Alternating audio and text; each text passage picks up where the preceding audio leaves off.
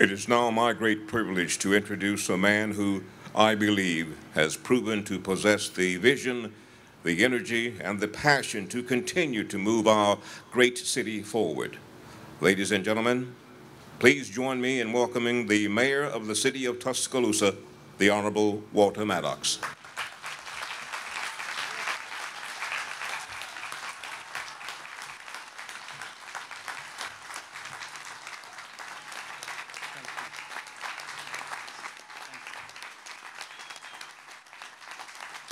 Thank you. Thank you. Thank you. Good evening.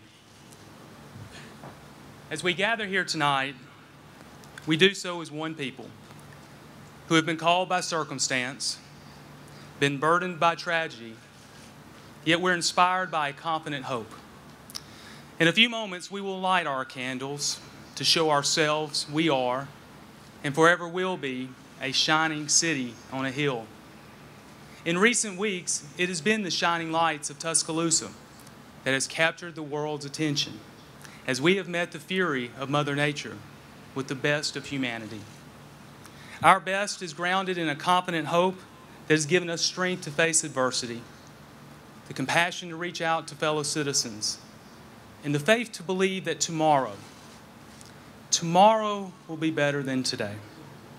Our confident hope was seen in citizens such as 13-year-old Jamarcus Golden as he moved quickly to help his neighbor who was trapped. After pulling the jagged debris off of her, he was able to find 3 fellow citizens to take her to safety. Although Jamarcus is young in age, he is strong in heart, and he will forever be called a hero.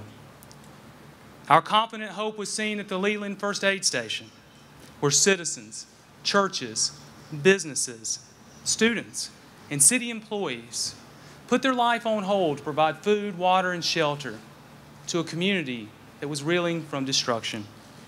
Within days of organizing, Leland became the heartbeat of Alberta and became one of the first signs that Tuscaloosa was ready for a comeback. Our confident hope was sustained by our doctors, nurses, and staff at Druid City Regional Medical Center, where over 1,000 injuries were treated within hours of the tornado striking. Neither fatigue nor working conditions could deter this staff from caring for those who were in need.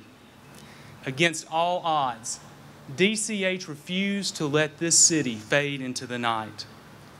Our confident hope has been seen in our firemen, policemen, public works employees, and all first responders who have ignored geographical and political boundaries in a furious effort to save lives. Within seconds of reporting for duty, a family approached Officer Trevor Phillips. This family had an infant who was not breathing. This desperate situation would paralyze most of us, but not Officer Phillips, who immediately started providing resuscitation as he ran with the infant to the nearest triage center about a half a mile away. As Officer Phillips approached the rescue team, the infant started breathing, and this very young survivor joined the ranks of our countless miracles of that night. A few days ago, we lost Officer Phillips, who gave his life in the line of duty. With a community in chaos and a family in unimaginable pain, Officer Phillips became a beacon of light, and now he has joined the ranks of those that shine from heaven above. I think it's appropriate that tonight we give Officer Phillips a round of applause.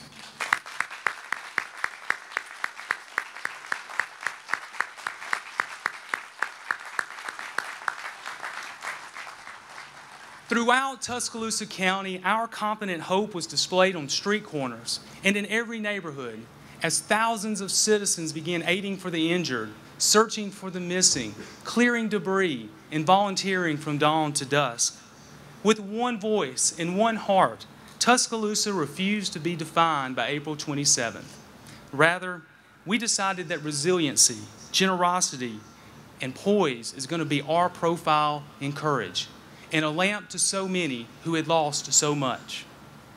Raquel Smith, a fellow citizen from Rosedale, lifted her lamp for all of us to see.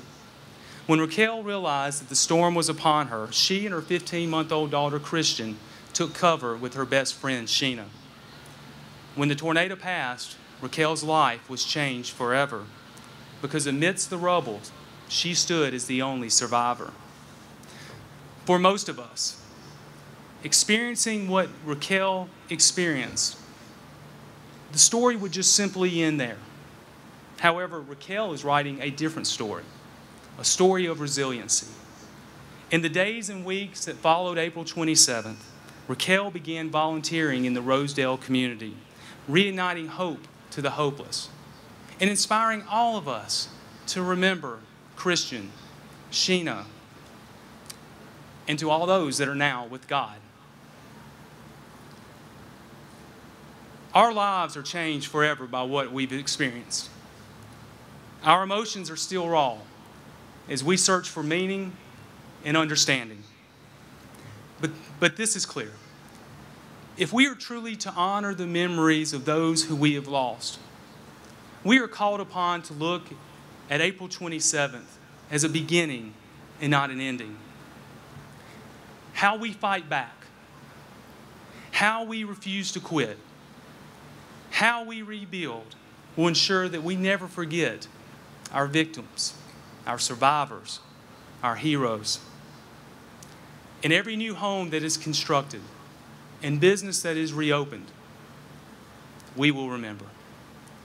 In every church that is rebuilt and street that is transformed, we will remember. Most importantly, in how we treat each other, in how we see each other, and in how we live with each other, we will remember. From Rosedale to Forest Lake, from Alberta to Holt, we have learned to set aside our differences and stand shoulder to shoulder with our fellow citizens, regardless of race, religion, socioeconomic status, or politics. And from sea to shining sea, our fellow Americans have taken notice, and we've taken notice of ourselves. And we realize that together, we can rise above it all. The road to recovery is not going to be easy. This unity of purpose that we feel at this moment will be tested as we make difficult decisions crafting Tuscaloosa's future. Through it all, we must never forget the 43 citizens who have perished and the 5 that are still missing. Through it all, we must never forget the thousands of people who are without homes, jobs, or their peace of mind. Through it all, we must not forget that it's our differences that make us stronger. The journey before us is great, but we are not alone, because through it all, we have seen God's unchanging hand. To that end, we can find great comfort in the 3rd verse of Amazing Grace, which now has unique meaning to all of us.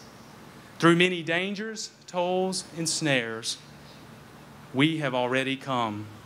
'Twas grace that brought us safe thus far, and grace will lead us home. Indeed, amazing grace. Along with the confident hope of the people of Tuscaloosa, we will rebuild our home. Tonight, as we raise our lights to heaven, we declare that Tuscaloosa's darkest hour has passed, and we affirm to ourselves and to all that now and into the future, we are a shining city on a hill. May God bless each of you here tonight, and may God bless Tuscaloosa.